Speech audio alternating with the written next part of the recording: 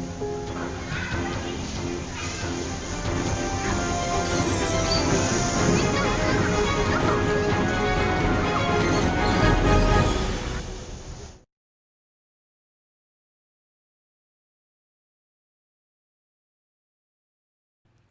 everyone, my name is Chloe Nguyen, and I'm a community media journalist with Regent Park TV. Toronto is infamous for both its unaffordable housing situation and large income gap, which have both been worsened by COVID-19. The pandemic has put many Canadians, especially minimum wage workers and low-income people, in a precarious financial situation. Bill 184 is a new piece of legislation that seeks to address some of these issues, but it's been met with criticism and controversy. We talked with Toronto Centre MPP Suze Morrison to learn more about the bill and how it affects renters in Toronto. Nice to meet you. My name is Chloe Nguyen, and thank you for meeting with me today. Yeah, happy to. So just to start off, for those who don't know, what is Bill 184 and how does it work? Yeah, so Bill 184 is a government bill that was tabled in the legislature a few months back. And what it effectively does is tramples tenant rights largely. In my community, folks are calling it the Eviction Bill, and I frankly have to agree. It allows tenants to be evicted more quickly and without due process from their units. And it also makes it legal for landlords to make illegally obtained rent increases permanent if the tenant doesn't know that they've paid those increases for more than a year. It does a whole bunch of other stuff. It's what we call an omnibus bill that has a bunch of schedules, some good, some bad, but overall we found that the bad in the bill outweighed any good. And tenant advocates across Ontario went so far as to call it the wrong bill at the wrong time. That during a global pandemic, when we know that folks' ability to pay their rent and stay housed is more precarious than it's ever been, that now is not the time to make it easier and quicker for landlords to evict their tenants. The province should be doing everything that they can to keep folks housed in place so that we can fight and manage the pandemic together. Absolutely. So as you were mentioning, it's an omnibus bill. So it introduces a few different points. One of the topics was that it gives landlords and tenants the opportunity to negotiate payment options instead of going to the landlord and tenant board. The idea is that it makes it a more efficient process for both parties. But do you think that it's a good thing, or is the board really necessary to get a fair negotiation? Yeah, I think the landlord and tenant board is a really necessary step in the process because what it does is it offers a physical touch point for tenants that are coming in to fight things like evictions, to maintain their homes, to prevent ending up in homelessness.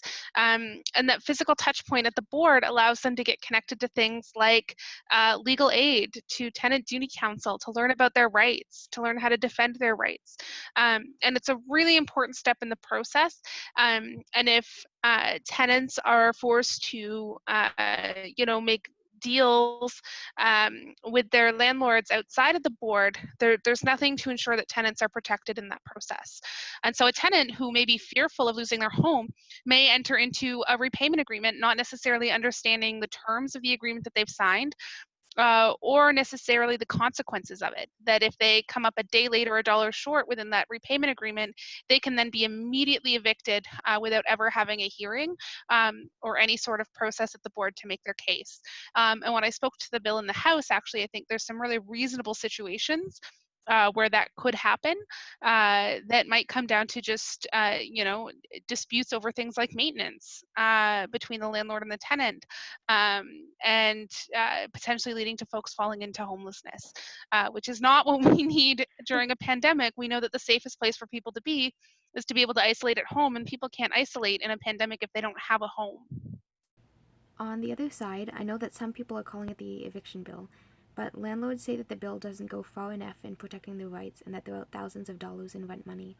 So, what would you say in response to these landlord advocate groups whose tenants can't pay rent? I would say that it's one of the reasons that as the NDP, we put forward a proposal for a rent subsidy.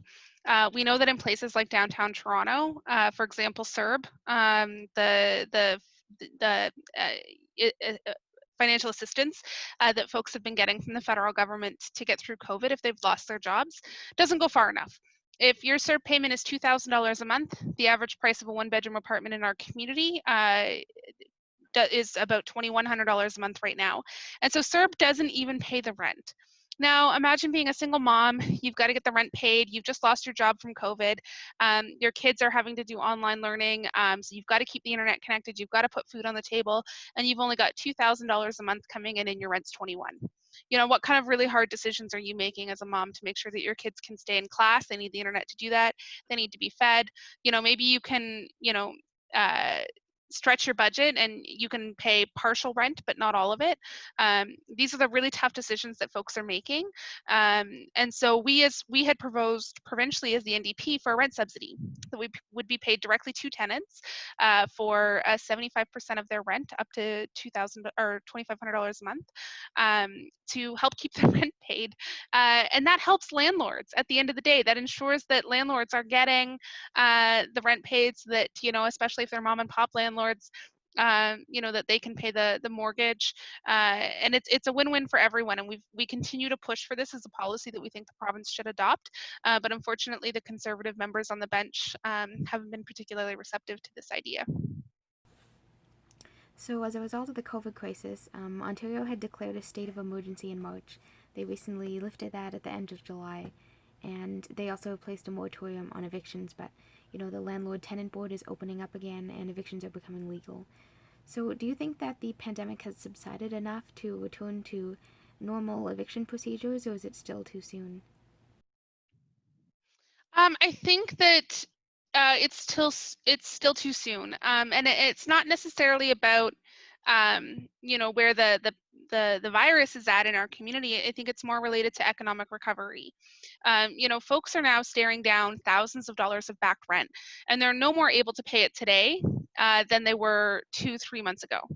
And it's going to take time for folks to get back to work and get caught up on their bills, and be able to get caught up on the thousands of dollars of arrears that they're sitting on. And I think that allowing for evictions to begin before folks have even had a chance to catch their breath, when we've got the highest unemployment levels we've ever seen, is really it's unfair uh, to all of our communities, and particularly to the most vulnerable in our communities.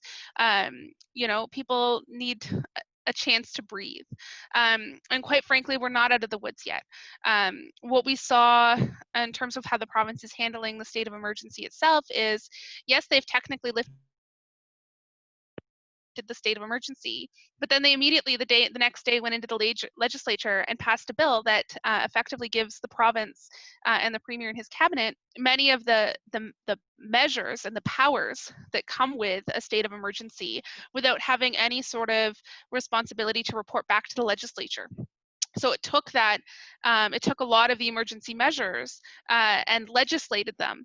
So the government's still operating with the powers of a state of emergency, but we're not actually in one, which means we've lost the checks and balances of the legislature to oversee that process. And then the government has, on the flip side, used it to turn the switch back on evictions, which could lead to, here in the coming weeks, the largest mass eviction we've ever seen in Ontario's history. I think it's incredibly dangerous, and the bill that they passed was a huge overreach of power. Do you mind if you could speak a little more about that bill that lifted the state of emergency, but it's still letting the provincial government have these powers? Yeah, I mean, it basically just removes that a lot of this decision making from the legislature itself, into cabinet and the premier's hands.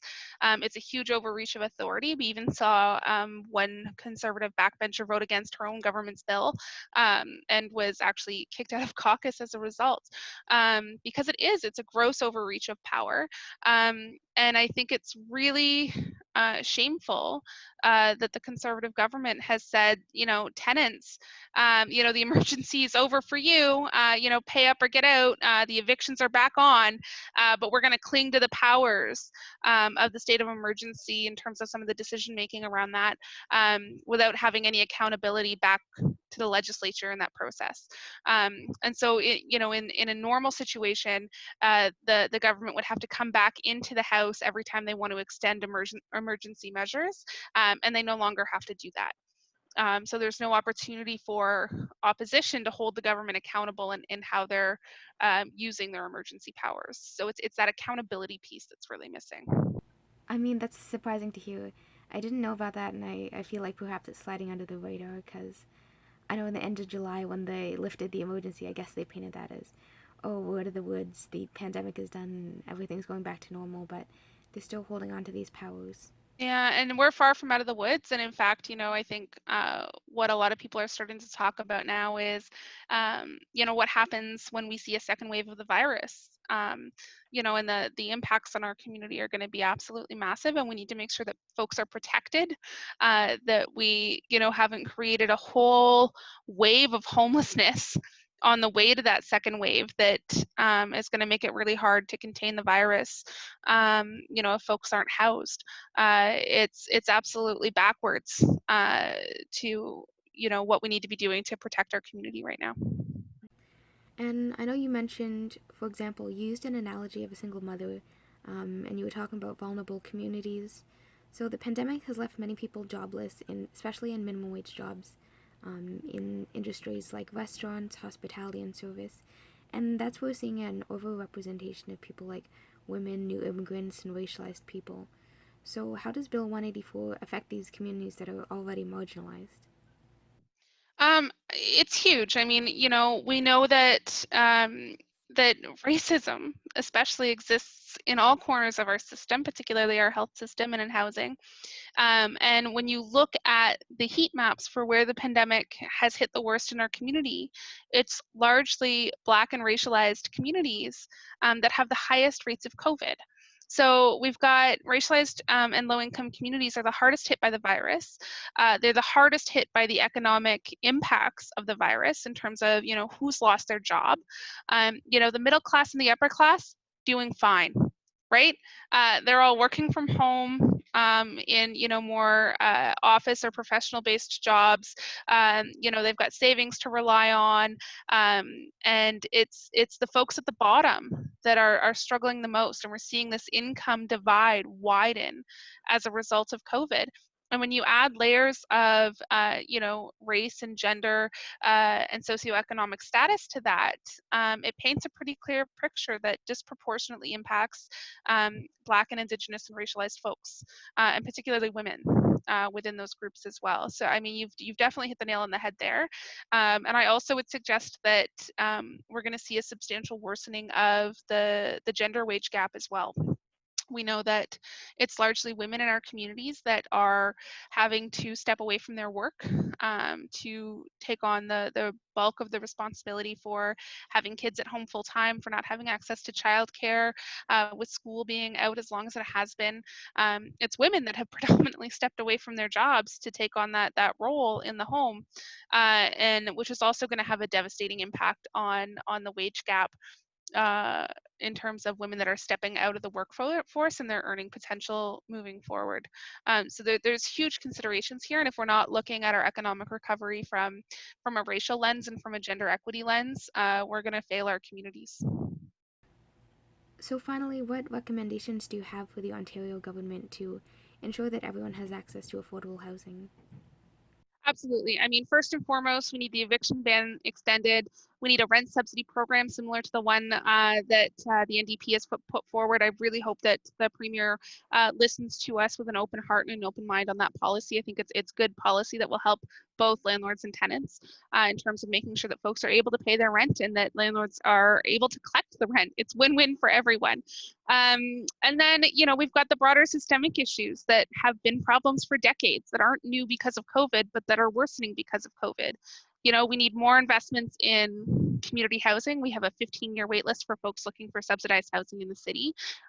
We need more co-ops. We need more purpose-built rental units. And we need to clamp down on the financialization of our housing market that has caused housing to become so unaffordable in the city of Toronto and across Ontario. We need to be clamping down on things like speculation in our housing market, short-term rentals that are taking thousands of thousands of units of rental stock offline every year. So there's the bones of good policy that have been neglected for the last 15, 20 years. And then there's the emergency measures that we need right away, like the eviction ban and rental subsidy supports for tenants that are things that we can do right away. And that, the NDP would give our full support to the government in terms of passing legislation quickly to do that. I'll have to leave it there, but thank you so much for speaking with me. You had some really brilliant insights, and I really hope that we can move forward to a more equitable future in the COVID era. Same. Thank you so much, Chloe. I had a great time. Having a safe and secure place to live is one of the most basic of human rights, but many Torontonians are facing housing insecurity. Hopefully, we'll see accountability and action from the provincial government. No one should be worrying about whether or not they'll end up homeless, especially in the middle of a global pandemic. I'm Chloe Windroy. Thanks for watching.